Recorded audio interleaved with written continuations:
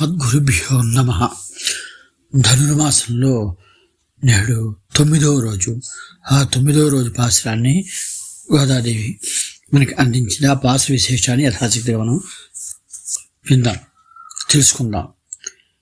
వేణీమూలే విరచిత ఘనశ్యామ పించావచూడో విద్యుల్లేఖ వలయతైవ స్నిగ్ధ పీతాంబరేణ మామాలింగన్ మరగతమణి స్తంభ గంభీరబాహు స్వప్నే దృష్టస్తరుణ తులసీ భూషణో నీలమేఘ. అస్మద్గురుభ్యో నమః. ఈ 9వ రోజు పాసనలో మనకి బ్రహ్మవైవర్తము, అలాగే గర్గ సంహిత, అలాగే పద్మపురాణము, వీటిల్లో గోపికలు అనగా ఎవరంటే శృతులు అని తెలుపుడు చేసేయండి. అందులో నిరంతర మననశీలుడగు ఒక యోగిని గోపిక వ్యాజంతో ఈ పాసనంలో నిధులు లేపుతున్నారట. భగవానుడు భగవద్గీతలో 2వ అధ్యాయంలోని సాంఖ్యయోగమునందు కొన్ని స్థితప్రజ్ఞావస్థలను తెలిపారు ఆయన. అవి ఎలాగట? అవరోహణ క్రమంలో, అంటే యాక్చువల్లీ ఆరోహణం అవరోహణం, కింద నుంచి పైకి, పైనుంచి కిందకి కదా, అట్లా కింద నుంచి పైకి మాట ఏమిటి? వశీకారావస్థని ఒకటి, ఇంకోటి ఏకేంద్రియావస్థను ఒకటి వ్యతిరేకావస్థను ఒకటి, యతమానావస్థ అని ఒక 4 అవస్థలు. ఇందులో వశీకారావస్థ అంటే జ్ఞాననిష్ట పరిపాగదశ మాట.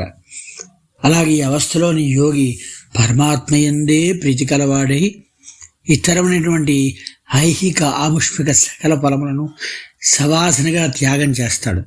అవేవి కూడా తన దరిచేరకుండా చూసుకుంటాడు. అనుకున్నది పరమాత్మే కావాలి అని. అలాగే ఇతనికి కామములుగా గోచరించవు అటువంటివి. ఇతర దృష్టి అంతా కూడా ఎలా ఉంటుంది? పరమాత్మయందే లగ్నమే ఉంటుంది. అటువంటి ఆ గోపికను లేపుతున్నారట.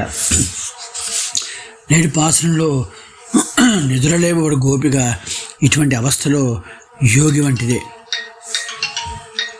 అలాగే తాను రత్నాన మేడలో ఉన్నా కూడా, చుట్టూ ధూపదీపాదులు వైభవం ఉన్నను కూడా వాటి ప్రభావం వేటికి ఆకర్షితురాలు కాకుండా శ్రీకృష్ణ ధ్యానాసక్తి మనస్కయ్యి బయటనున్న గోపికలు తనను పిలుస్తున్నా సరే దూషించకుండా, ఎట్టి స్పందనను పొందకుండా ఉండే స్థితిలో ఉన్నట పవళించి ఉన్న గోపిక. కాబట్టి ఇట్టి యోగుల పురోవర్తిత్వము తమకు అవశ్యమని ఎంచి ఆమెను, ఇటువంటి ఆవిడ మనకి అవసరం కాబట్టి బయట ఉన్న గోపికలు ఆమెను నిధులేపుతున్నారు. మిగతా పాసురాల వలె కాకుండా ఈ పాసురం నందు తెల్లవారినది అనటానికి గుర్తులేమి చెప్పటం లేదు ఇక్కడ. తిరుప్పావి వ్రతంలో ఈ 9వ పాసురం చాలా ప్రధానమైందండి. సాధారణంగా 9 అనే అంకె అన్నిటికంటే పెద్దది కదండి, అన్నిటికంటే గొప్పది కూడా. ఈరోజు 9వ పాసురం అన్ని పాసురాల కంటే కూడా ఉత్కృష్టమైనటువంటి విషయాన్ని తెలిపేటటువంటి పాసురం. చాలా గొప్ప వ్యక్తిగా మనం ఉండాలంటే ఎలా ఉండాలో తెలిపే పాసురం అండి ఇది. లోకం చేత, భగవానుడి చేతను ప్రేమింపబడాలంటే ఎలా ఉండాలో తెలిపే పాసురం. ఉచ్చదిశకు చెందిన యోగిని తెలిపే పాసురం నేటి పాసురం. యోగులలోకెల్లా కూడా తలమానికం అనబడే మహాయోగిని గురించి తెలియజేసే పాసురం. ఈ పాసురాన్ని అనుసంధానం చేద్దాం. తోమణి మాడొత్తు சுற்றும் விளக்கெரியா தூபம் கமழத்துயில் அணைமேல் கண் வளரும் மாமான் மகளே மணிக்கதவம் தாழ்த்திரவாய் மாமீரவளை எழுப்பீரோ உன் மகளதான் உமையோ அன்றிச்செவிடோ அனந்தலோ யமம் பெருந்துயில் மந்திரப்பட்டாளோ மாமாயன் மாதவன் வைகுந்தன் என்றென்று நாமம் பலவும் నవెంద్రు ఏలోరెంబావాయ్. ఈ పాసనంలో తూమణి అంటే ఒక యోగ దశలో ఉండే గోపికను నిధులు లేపుతున్నారు. తూమణి మాడత్తు అని. ఆవిడ ఎలా ఉందండి, ఎక్కడ పడుకుందండి అంటే పరిశుద్ధమైనటువంటి మణులు, అందమైన మణులతోటి నిర్మింపబడినటువంటి ఒక గృహంలో, ఒక మేడలో ఆవిడ తుమ్మిళక్కరియా అలా పవళించింది. ఆ చుట్టూరా కూడా అందంగా దీపాలు, చక్కగా అందమైన బల్బులు పెట్టుకుని దీపకాంతి, ఆ దీపకాంతి వెలుస్తుంటే ధూపం కమళ తుయల్ అడైమేల్ కన్వళరం, ఇంకా అగరబత్తి ధూపాలు అంటారు చూసారా, అలా ధూపం పరిమళిస్తూ ఉండగా స్పృహ లేకుండా ఆనందంగా ఆ ధూపాన్ని ఆస్వాదిస్తూ అలా పవళించున్నదండి. మామాన్మఘళే అంటారు. ఏమని? ఓ మేనమామ కూతురా అని. అంటే ఎలా మేనమామ కూతురు అంటే ఈ గోపికలలో కొందరికి మేనమామ కూతురు వరుస అవుతుందిట ఈ పవడించిన గోపిక. ఆ గోపికను లేపుతున్నారు. మణి కదవం తాళ్ తెరవాయ్. మణి ఖచ్చితమైనటువంటి మణులతో పొదుగుబడినటువంటి తలుపులను తెరవలసింది అని చెప్తున్నారు. మామీరవళై ఎడుపీరో. అక్కడ అందరిని సంబోధించి పిలుస్తూ ఉంటారు చక్కగా. అత్తగారు అంటే ఇంకా లేవట్లేదు మీ అమ్మాయి అని ఆ అమ్మాయి తల్లిని పిలుస్తున్నారు. అత్తగారు మీ అమ్మాయిని లేపండి అని. ఇంకా లేకపోతే ఏమిటంటారు, వీడికి కోపం వస్తారు. ఉన్మగడదాన్ ఓమయో అంది చెవిడో ఆనందలో. మీ అమ్మాయే కదా, ఆమె మొగదా లేకపోతే చెవుడుదా, లేక మరి ఎంత బద్దకస్త్రాలేంటండి ఆవిడ అని. ఏమ పెరుంది మందిర పట్టాలు. ఏమిటంత మొద్దు నిద్ర, లేదా లేవడానికి వీలు లేదని ఎవరైనా ఒకవేళ మంత్రించారా, లేకపోతే బెదిరిస్తున్నారా అని చెప్పింది. మామాయన్ మాధవన్ వైకుందన్ ఎండ్రెండ్రు. ఏమిటో తెలుసా, మహామాయలు గలవాడి యొక్క చరిత్రను మనం తెలుసుకోవాలి. నువ్వు లేస్తేనే కానీ. మహామాయలు వాడు ఎవరండి? మాధవుడండి. మాధవుడంటే ఎవరండి? ఆ వైకుంఠంలో ఏం చేస్తున్నాడే ఆయనే అని ఎన్ని చెప్పినా అమ్మాయి లేవడం లేదేంటి అని నేటి పాసనంలో అట్లాగా గోపికని ఒక మణుల మేడలో పవళించిన గోపికని లేపుతున్నారు. మణిమాడత్తు అంటే పరిశుద్ధమైన మణిమాడత్తు, మణులతో కూడిన మేడ, అందులో నిద్రపోతుంటే గోపిక. అలాగా నిద్రాప్రదమైనటువంటి శయ్య మీద నిద్రపోతుంది. సుత్తం విళక్కరియ, చుట్టూ దీపాలు ప్రకాశిస్తుండగా ధూపం కమడు, ధూపం పరిమళిస్తుండగా నిద్రపోతున్నటువంటి అమ్మాయిని నేటి పాసనలో లేపుతున్నట్ట. ఇందులో విశేషం, ఇక్కడ బ్రహ్మదేవుడు వీళ్ళది మేమే అందగాళ్ళము, మేమే గొప్పవాడు అనుకుంటూ ఉంటారు. అలాగా మోహంబులేక జగంబుల మోహింపగ నేర్పు మనసిన విష్ణున్ మోహింపంచద నని మోహమున విధాతతానే మోహితుడయ్యన్. నా అంత అందగా లేడండి అనుకున్నట్టు. ఎవరండి? చతుర్ముఖ బ్రహ్మ. అందరినీ మోహింపజేసేవాడు. అసలు ఎవరి లోకంలో? భగవానుడు.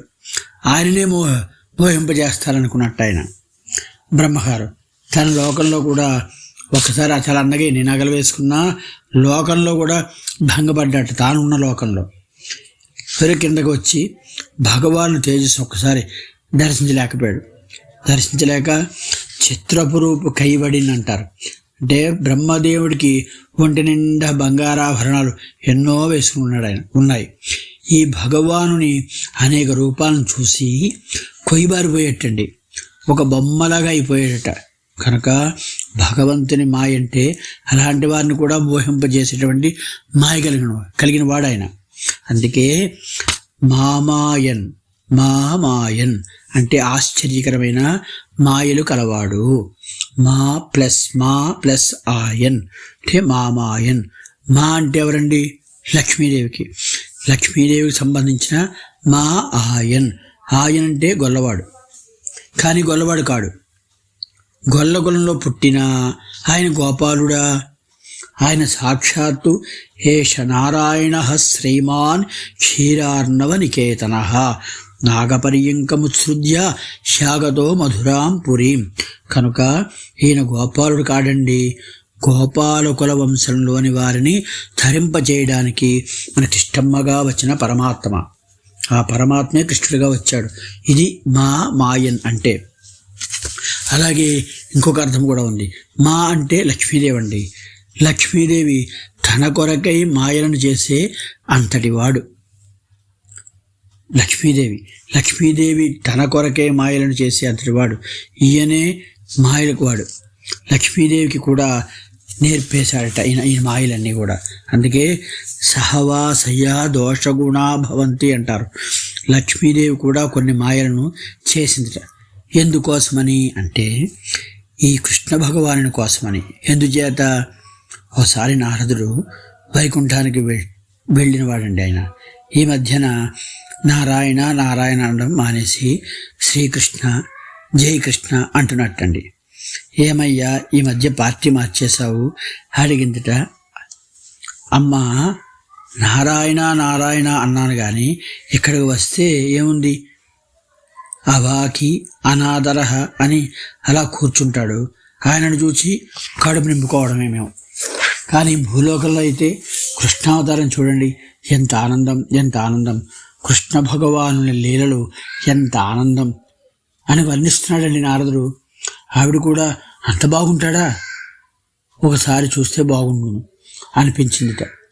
అనిపించి భూలోకంలో శ్రీకృష్ణ భగవాను ద్వారకా నగరంలో ఒక బ్రాహ్మణునికి పుట్టిన పిల్లలను పుట్టిన వారిని పుట్టినట్లే ఎత్తుకొని వచ్చి వైకుంఠంలో పెట్టుకుందిట ఆవిడ. అప్పుడు శ్రీకృష్ణ భగవానుడు వెళ్ళి ఆ బాలకులను తీసుకుని వచ్చి ఇచ్చాడు. ఎందుకని? ఈయనను చూడాలనిపించి కృష్ణ భగవానుడే వైకుంఠానికి వచ్చేలా ఒక మాయని చేసింది అమ్మవారు. అందుకనే మాధవన్ లక్ష్మీదేవికి వల్లభుడు, మాధవుడు. శ్రియపతి హ్రీశ్చతే లక్ష్మీశ్చ పత్నో అని కదండి ఉపనిషత్తు చెప్తోంది. ఆయన జగత్కారణమైన వాడండి. ఎవరంటే లక్ష్మీదేవిని భూదేవిని ఇరుగడల కలిగిన వాడెవరో ఆయన అని. అలాంటి భగవానుడు వైకుంఠము నుండి ఇక్కడకు దిగి వచ్చినటువంటి దైవం.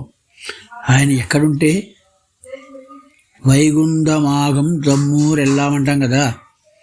ఇలాంటి భాగవతోత్తములు భగవంతుని అనుభవించే వాళ్ళు ఎక్కడ ఉంటే అదే వైకుంఠం అవుతుంది. అలా ఈ నామములన్నీ అనుసంధానం చేసి చెప్పాం. అయినా మా వల్ల కావటం లేదండి, వీళ్ళు అవటం లేదు, నువ్వేనా లేపమ్మా అని ప్రార్థిస్తున్నారట ఈ నేటి పాసరంలో, ఈరోజు పాసరంలో. మిగతా విషయాన్ని రేపటి పాసరంలో గురించి రేపు యథాశక్తిగా మనం అనుభవిద్దాం. ఒకసారి ఆచార్యతనంతో ముగిద్దాం. శ్రీ వెంకటార్య గురుదత్త రహస్యబోధం శ్రీశాంతలూరి కులవారిధి పూర్ణచంద్రం శిష్యాగమర్ధన పటిష్ట కృపా సముద్రం గోపాలకృష్ణ గురువర్యమహం ప్రపద్యే. అస్మద్గురుభ్యో నమః. స్వస్తి.